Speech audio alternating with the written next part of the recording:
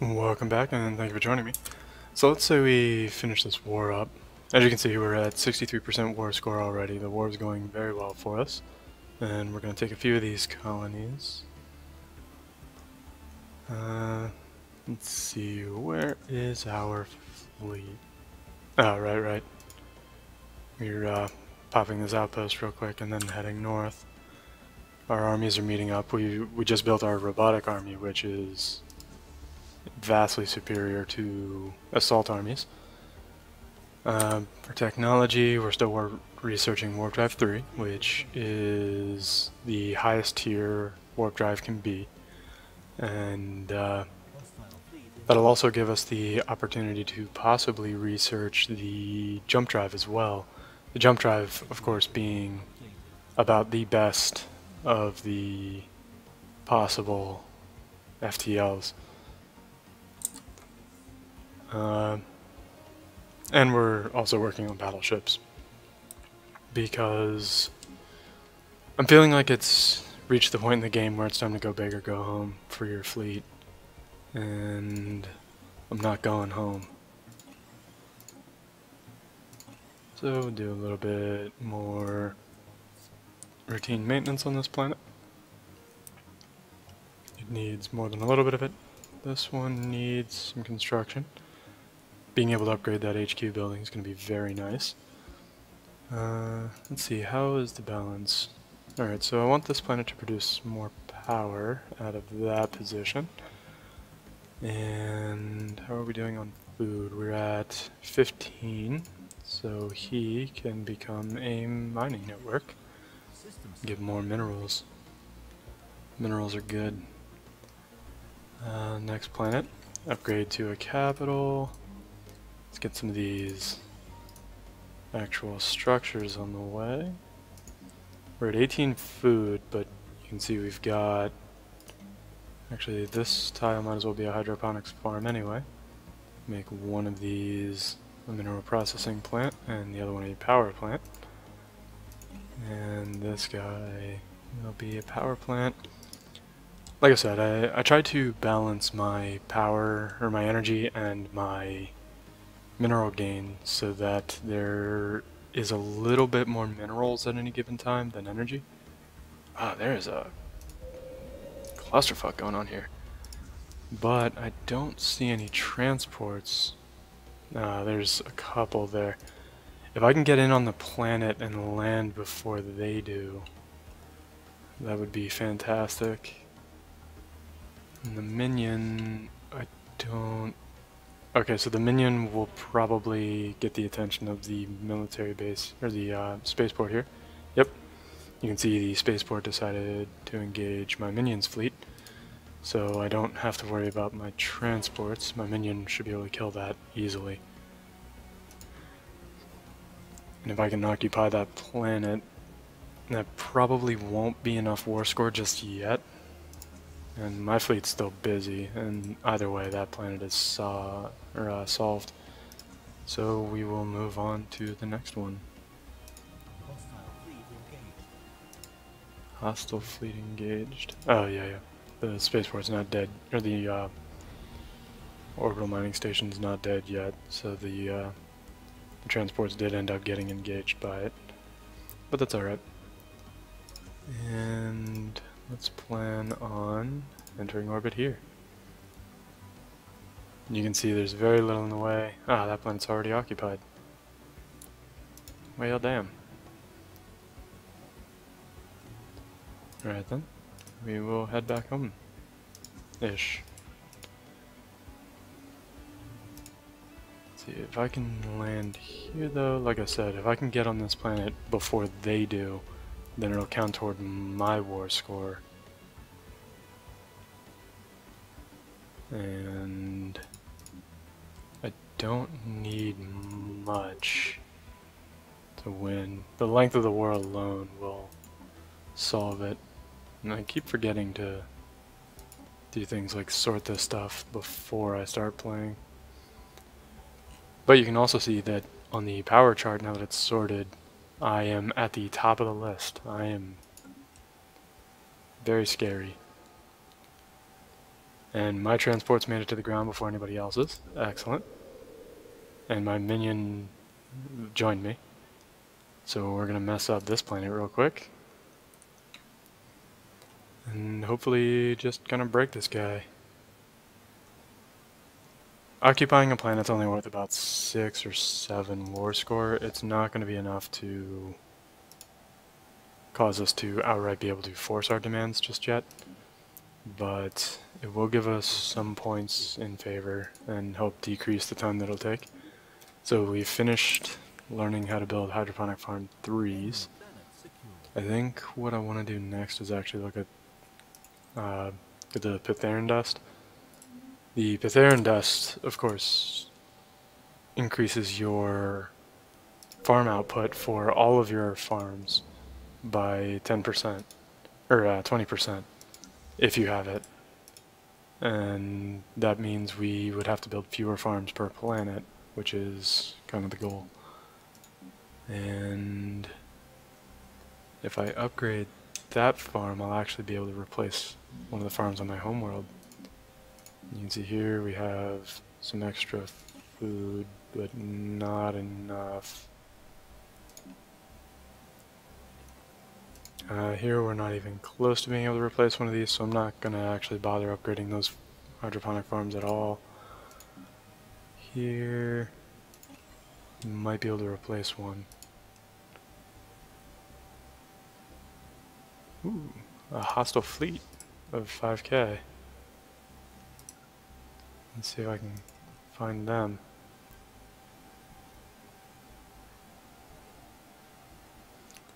So I told my fleet to chase theirs, and your fleets will chase beyond your vision.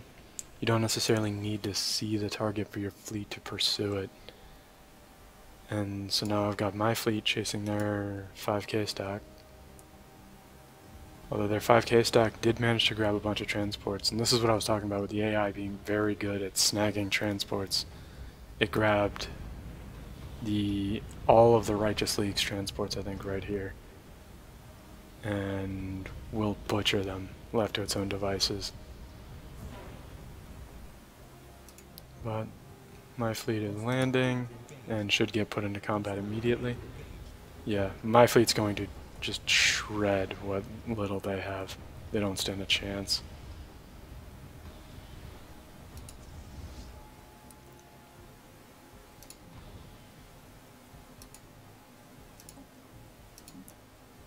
Let's see. Alright, so we're at minus 18 now. Situation log updated. Situation log updated. My fleet didn't even lose anything. That's how bad that was for them. And they gave me everything I wanted. So now I'll pause real quick. And that way I can tell my fleets to return home. And I'll actually need to wait for the month to roll over.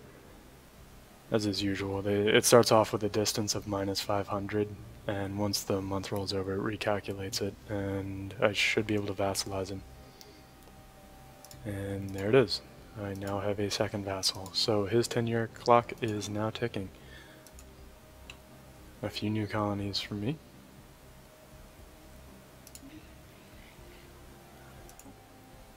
And additionally, it will try to convert its populations toward my ethics as well, which will help reduce factions. Which is one of the best parts about the Liberate chain, is that factions are very much minimalized.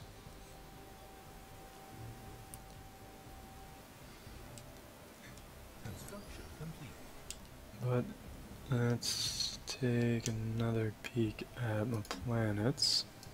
You can see here I have 5.5 available. This farm is producing 5.4. Do I have any temporary modifiers? I do not. Which means I can replace this hydroponics farm with a power plant.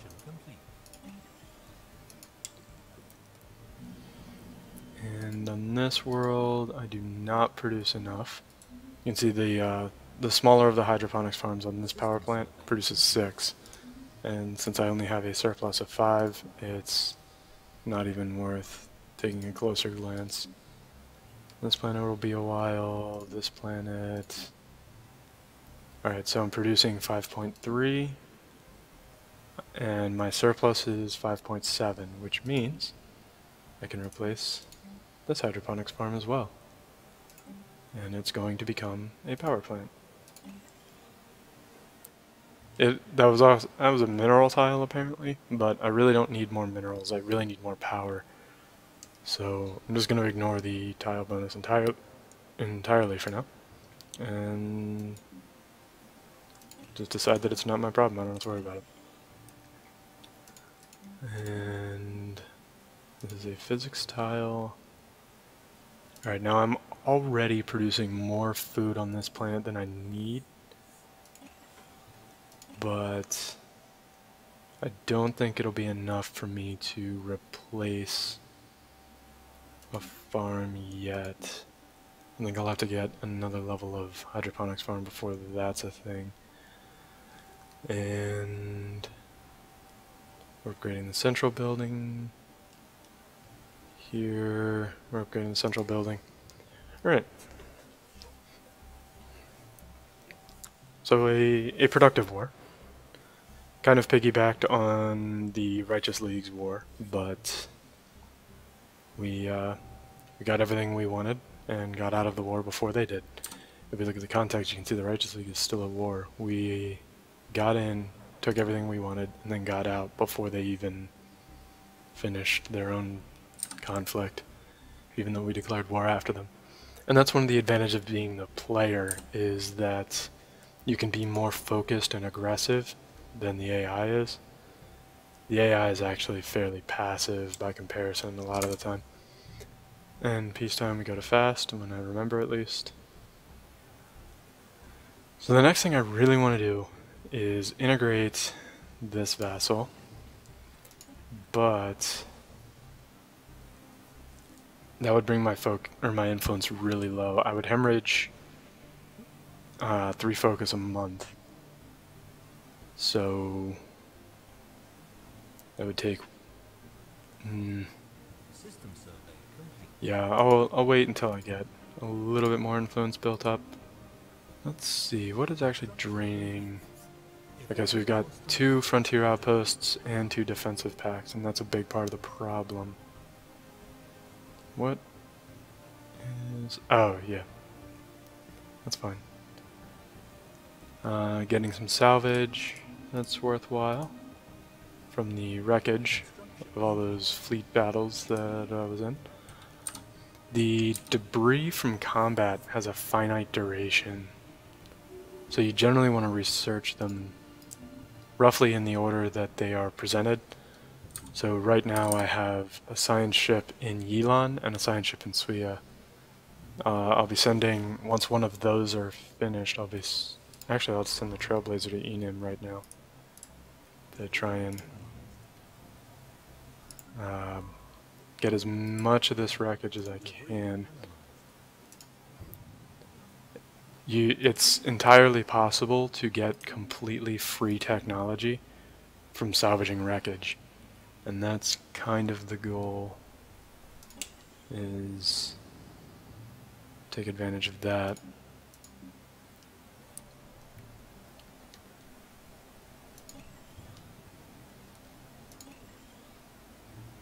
And I'm just gonna upgrade the... yeah, I'm just gonna upgrade the hydroponics farms. I don't like looking at the arrow. It's less efficient, but I'm in the middle of not caring, so let's just do this. And upgrade those tiles. See where that lands the food on this planet. That'll be sufficient, which means I can build a mining network here, and I'll build another power plant here. This guy will be getting a science lab. Alright, this planet finally finished, so we build all of its tiles that are undeveloped. Or at least all the ones that have population on them. More progress on shields. That's good. That's good. Debris analyzed. Shields and shield capacitors. And plasma thrusters. Plasma thrusters are another good technology I haven't gotten an opportunity to research yet. Better sublight engines generally work out really well in this game Construction. because you can pursue targets, you can escape targets, you can get to planets just more quickly in general. I finished researching Ptheran dust, so now I'm going to take... Uplifting can be fun, actually. And yeah, let's get uplifting. And we do have Ptheran dust, and an abundance of it. We have 3 Ptheran dust, which means you only get the benefit of 1, which means we have 2 for trade if we need it. And yeah, we have 10 extra food on this world now. So we're going to replace one of these farms with a power plant, since it is no longer necessary. And Ptheran dust isn't going anywhere anytime soon, so we don't have to worry about it being a temporary bonus or anything like that. We mostly just want to take all of the things. There's so much development to do. And why am I not seeing it? Ah. Here we go. Because I was blind, that's all. Don't worry about it. This will be a Betharian power plant, because they're wonderful.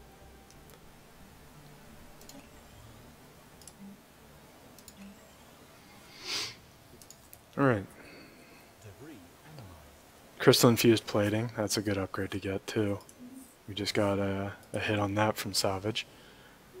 And those are not always easy to get your hands on. Crystal infused is the better of the two, and I think I got a hit on crystal forged. I'll have to check in a moment. But it's one of the very few ways to increase your ship's hull points, which of course it increases your durability against everything. And now that we got 300 influence, I'm feeling good about integrating this vassal. So we'll get that started. Construction complete. Construction complete. And it says -2, but it's -2.84, which might as well be -3. The game generally rounds down numbers that it presents to you. For example, this Betharian power plant is producing 12.98, but it displays 12. So when you're actually looking for fine details, you're going to need to grab tooltips and pay attention, because the game will round down even when a mathematician would round up. And that's alright. As long as it's consistent, we can play around it. And it is consistent. And so we can work with it.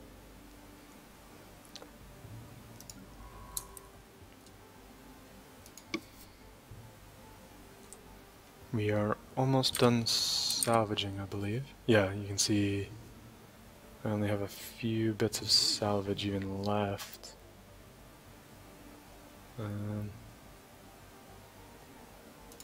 So Belrai, where is this? Oh, right. Does he have his borders closed with me? He does not. Okay, so I can go grab that salvage too. So this is my auto explorer. I'm going to have him added to the end of the list with just a regular shift click.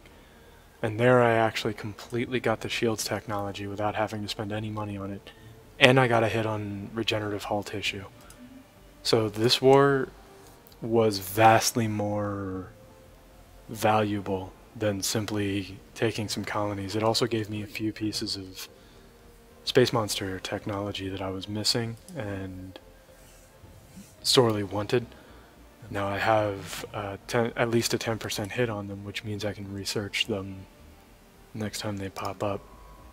And that is the real goal, is to acquire all of the things I need to just run over everyone. And they are certainly helping me do that.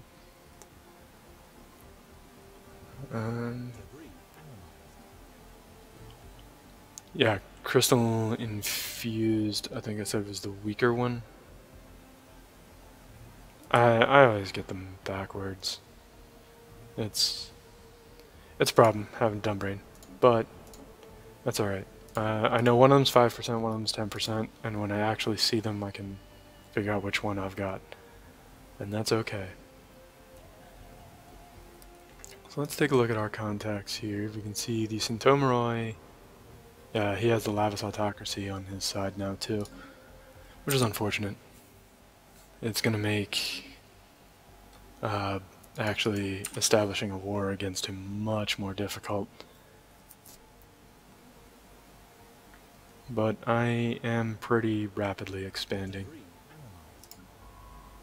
And I think that's the last of my debris. Yep. So we send the Auto Explorer back to Auto Exploring. incoming transmission. Got a Star Charts trade deal with somebody. Oh yeah, my new minion. He can have Star Charts. That's fine.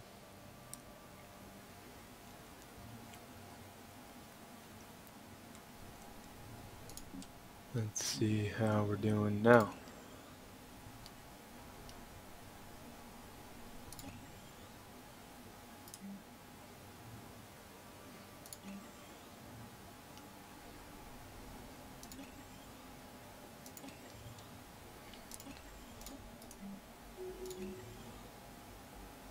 And the new world finished terraforming to an alpine world.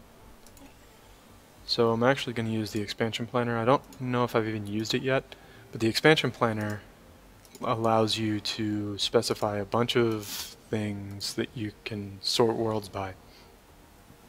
And you can use it to select worlds to colonize and dispatch your colony ships without having to actually go find the world.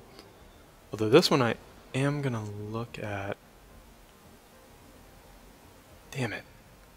Okay, that's a lot of influence, but I think it will absolutely be worth it in the long run. Although I'm kind of sectioning that area off anyway. I don't think I have terraforming liquids. I do not. I have terraforming gases, so this would be another possibly decent world to acquire. But one thing I want to take a look at is my truce ends in 2311, so I've still got 6 years on that truce before I can go to war with them again, and I might do that. This might be a repeated wars until they're exterminated. So I would have just gotten the... Oh shit, I'm gonna pause the game. I just got the uplift functionality. I didn't click on the tooltip in time, but that's alright. So now here is one of those hard decisions that I both hate and love. The Fleet Academy is one of the best buildings you can build for your fleet generation.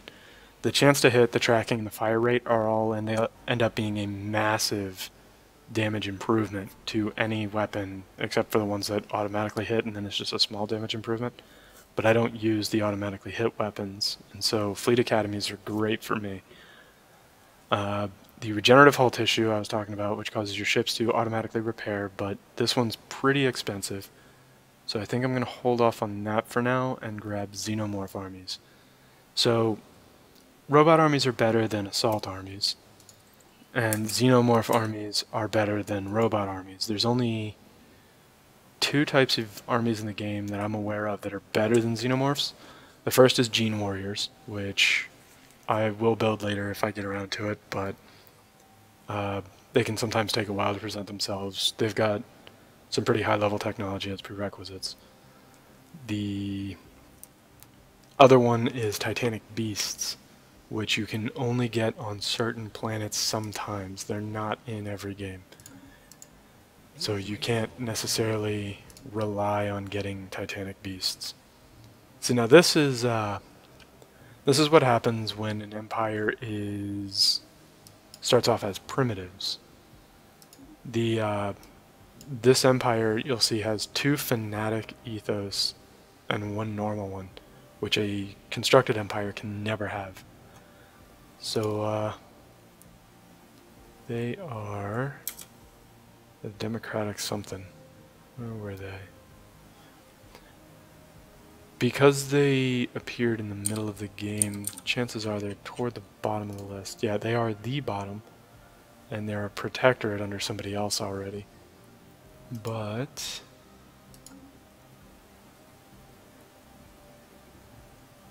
alright, so this is the suzerain.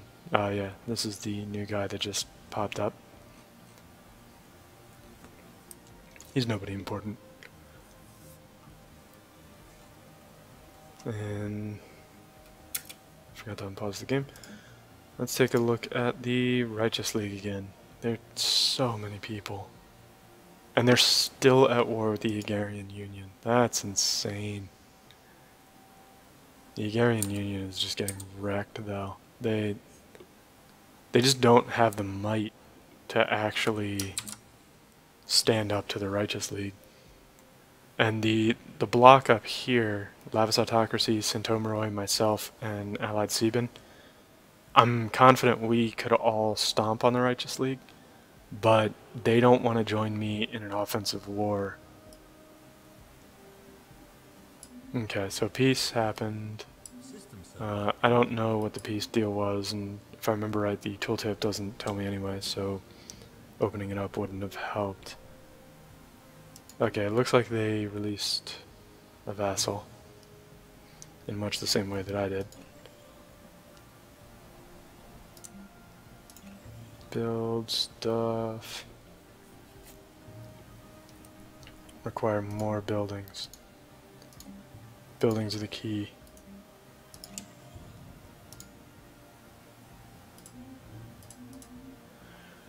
Alright, so the Hegarian Union now has a defensive pact with the Lavis Autocracy, which means if I want to declare war on them again, I have to also fight these guys, which I don't really want to do.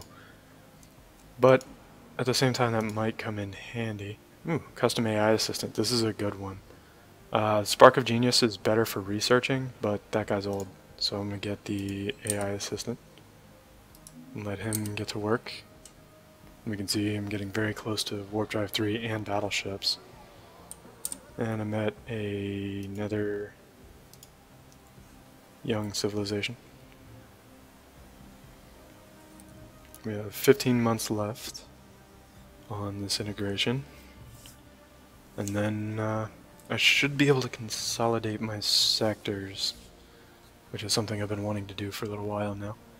And I can explain how you can do that without spending any influence. It's a whole lot more obvious than one might think.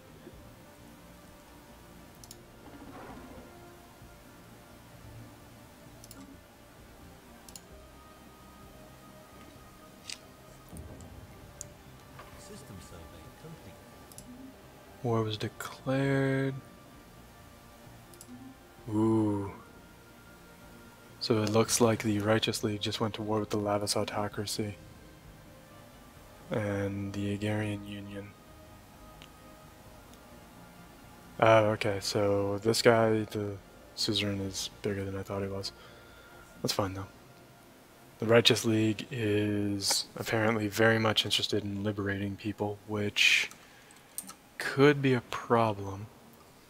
I can run this faster for a little longer. I'm going to go ahead and insert a break here in a moment. The video is starting to come up, but pretty productive session. We are mostly done integrating our vassal, and we've got a new vassal that's got the 10-year timer ticking, and expanding nicely. Got a new colony established. So things are coming up pretty well for us here. And so thank you for joining me, and I hope you enjoy.